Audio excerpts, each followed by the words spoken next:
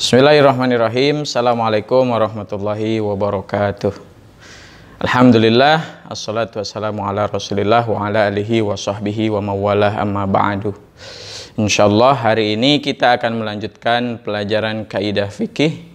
Insyaallah per hari ini kita akan melanjutkan kaidah fikih melalui channel YouTube Zaid bin Sabit. Hari ini kita sampai pada kaidah asasiyah yang ketiga, yaitu al-masyaqqatu tajlibu at-taisir. Nah, kaidah yang ketiga ini al-masyaqqatu tajlibu at-taisir. Nah, al-masyaqqah artinya kesulitan. Kesulitan itu tajlibu akan mengundang at-taisiro, kemudahan. Nah, dalam Islam, Islam ini dikenal sebagai agama yang mudah, sehingga sabda Rasulullah SAW, inna dina yusrun, sesungguhnya agama ini adalah sebuah kemudahan. Sehingga bisa kita dapati dalam kehidupan kita sehari-hari, dalam kita beribadah, banyak sekali kemudahan. Ya, bagi orang yang sholatnya tidak mampu berdiri, maka ia boleh duduk. Yang tidak mampu duduk, ia boleh berbaring. Nah, itulah kira-kira contoh dalam penerapan kaidah al-masyaqqatu tajlibut taisir yang bersumber dari hadis inna dina yusrun. Baik, al-masyaqqah tajlibu at-taisir. Ya, kesulitan. Nah, kita harus tahu dulu macam-macam kesulitan di dalam Islam. Artinya tidak semua kesulitan itu masuk. Karena ada kesulitan-kesulitan yang tidak mungkin dihindari di dalam Islam. Nah, jadi kesulitan apa yang termasuk dalam kaidah al-masyaqqah? Nah, ada 7. Ya, ada 7 masyaqqah di dalam Islam. Yang pertama, as-safar. Yang dianggap masyaqqah dalam Islam itu yang pertama adalah as-safar. Apa artinya safar? Perjalanan. Nah, perjalanan di dalam Islam itu dianggap sebagai hal yang menyulitkan. Maka dari itu orang yang sedang safar itu banyak sekali kemudahan. Dalam sholat ia boleh dijamak. Zuhur dengan asar, maghrib dengan isya. Bahkan bukan cuma dijamak, tapi dikosor. Yang tadinya 4 menjadi 2. Bukan hanya masalah sholat. Bahkan dalam bab puasa, banyak kemudahan bagi orang yang safar. Ya, kemudahannya boleh mengganti puasanya di lain hari ketika ia safar. Perjalanan apa? Para ulama mengatakan perjalanan apapun selama itu tidak perjalanan maksiat kepada Allah Subhanahu wa taala, boleh kita mengambil rukhsah ketika safar. Al-masyaqqatu tajlibu taisir, yang pertama yang dianggap masyaqqah adalah as-safar. Yang kedua, yang dianggap masyaqqah di dalam Islam adalah al-marad. Al-maradu. Ya. Al-maradu. Apa arti al-marad? Al-marad artinya sakit.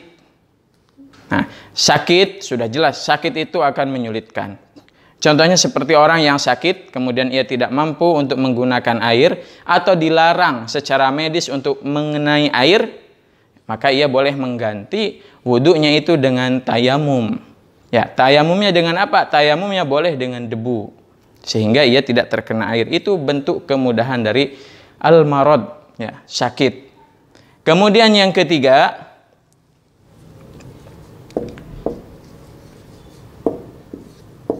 ad-darar. Ya, ad-darar di sini artinya adalah terpaksa. Nah, jadi ketika dalam kondisi terpaksa di dalam Islam itu dianggapnya sebagai suatu kemudahan.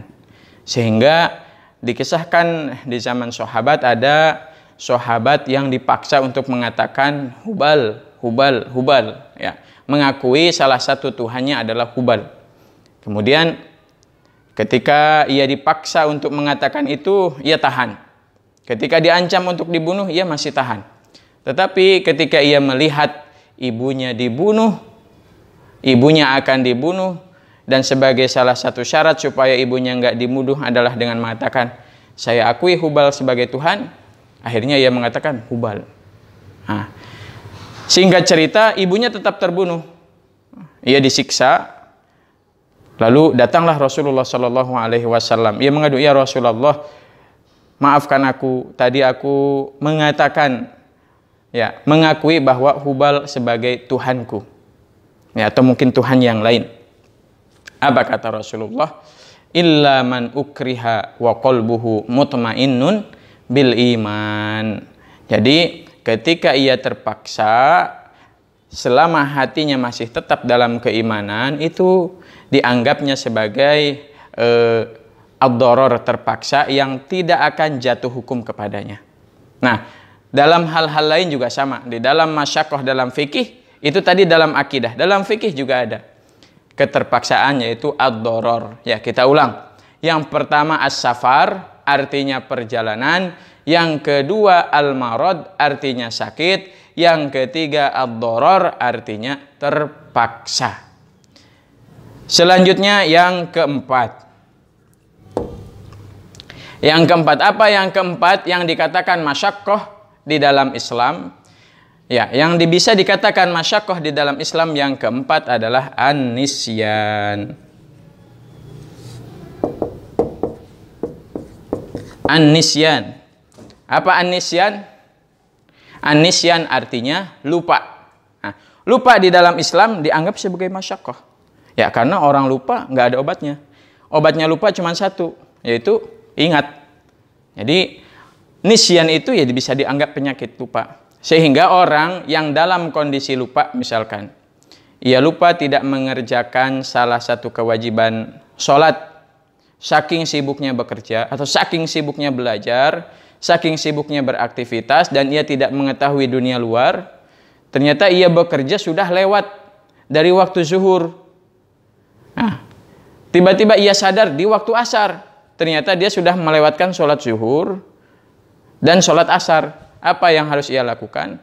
Ia tidak perlu berniat qadha. Ya, karena apa? Karena memang lupa. Jadi tegakkanlah sholat zuhur ketika ia ingat. Nah, itu an-nisyan. Ya, an-nisyan. Atau salah satu contoh an-nisyan adalah ketika kita puasa, kita lupa.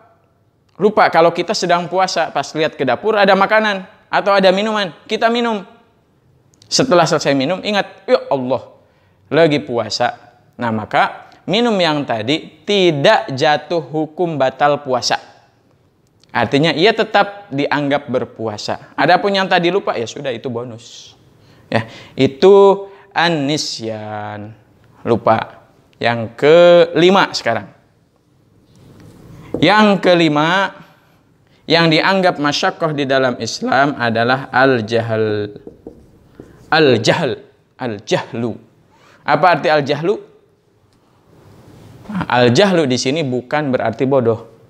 Al-jahlu di sini artinya ketidaktahuan. Ya, hati-hati, jangan diartikan bodoh. Kalau diartikan bodoh, nanti semua orang yang nilai rapotnya merah menganggap saya punya banyak rukhsah. Tidak. Al-jahl di sini artinya ketidaktahuan.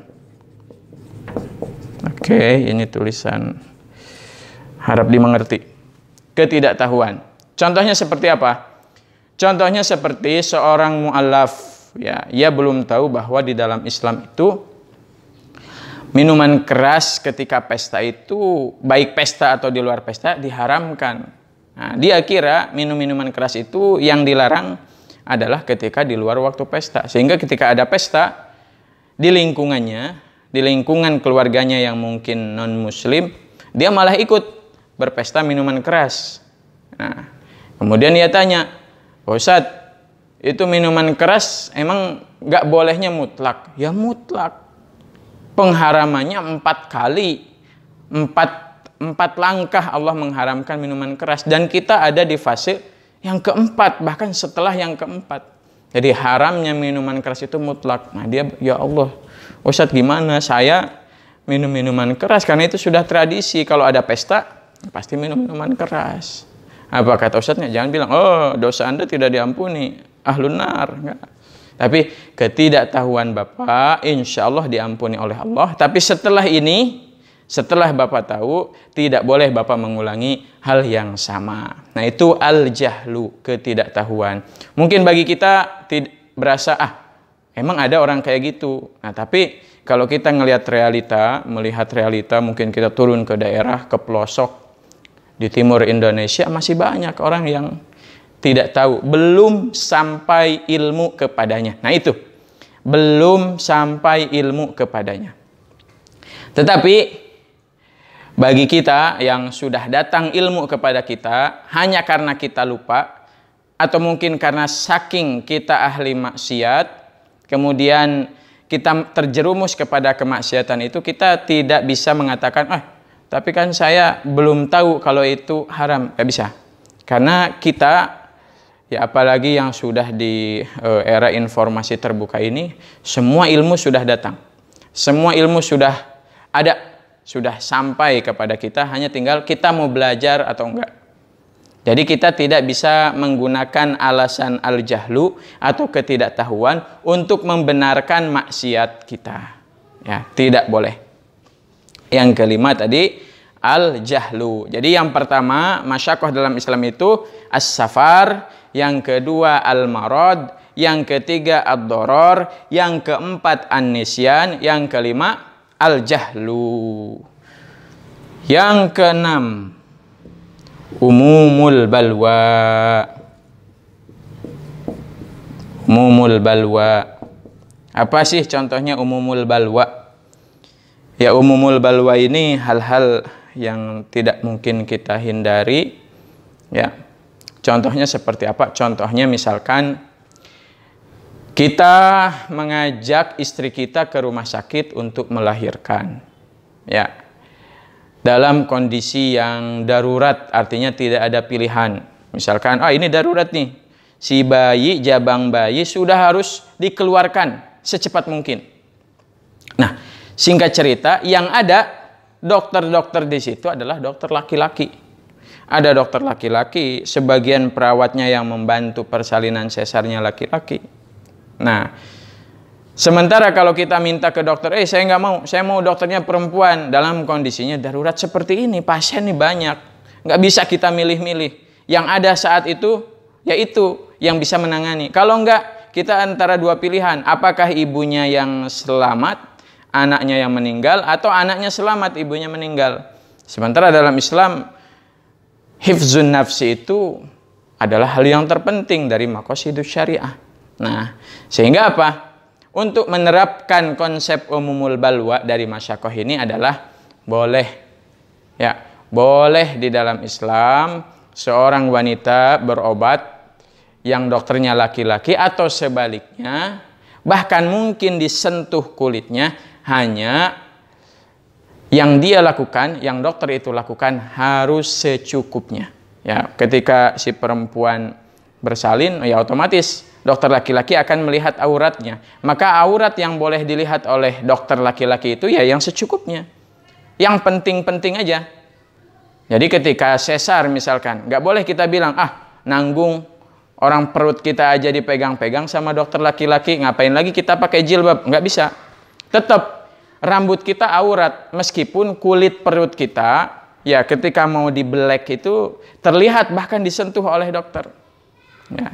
Jadi tetap yang boleh dilihat itu hanya bagian-bagian tertentu yang tidak mungkin dihindari. Atau misalkan kita berobat ke dokter, kemudian pas datang itu biasanya, ini Bapak harus masuk ke ruang perawatan. Nah, biasanya kita yang pertama kali dilakukan adalah ditusukkan selang infus, ya, selang infus. Nah, itu biasanya banyak perawat perempuan dan kita laki-laki. Apa kita mau menghindar? Nggak mau. Saya mau perawatnya yang laki-laki lagi. Nggak bisa. Itu hal darurat. Jadi boleh mungkin kita disentuh-sentuh, ya, tetapi diperbolehkan secukupnya. Jangan disentuh di sini, tolong Mbak di sini, tolong di sini. Jangan memanfaatkan, ya, kesempatan dalam kesempitan. Jadi seandainya yang disentuh bukan tempat-tempat tertentu, maka status haram bersentuhan antara laki-laki dan perempuan itu berlaku. Itu umumul balwa. Kemudian yang ketujuh adalah an-naqsu. An-naqsu. An-naqsu itu ya nakis, istilahnya kurang. Ya, tapi kalau di sini diartikan an-naqsu itu ketidakmampuan untuk melaksanakan hukum secara sempurna. Nah, di sini dalam tanda kurung artinya an-naqsu itu bukan mukallaf, belum mukallaf. Siapa yang bukan mukallaf? Yang pertama anak kecil yang belum sampai usia balik. Itu masih an-naqsu. Sehingga pelanggaran-pelanggaran yang ia lakukan tidak bisa disamakan dengan pelanggaran orang yang sudah sampai masa balik. Yang kedua yang termasuk an-naqsu adalah orang gila. Ya, orang gila. Orang gila ini kesalahannya apapun, sebesar apapun, bahkan mungkin ketika ia melakukan pencurian sekian triliun, sekian miliar, ia tidak bisa dikenakan hukum potongan tangan. Kenapa? Karena dia an-naqsu. Ya, otaknya dia itu tidak menjadi objek ya sebagai orang yang harus melakukan ketaatan.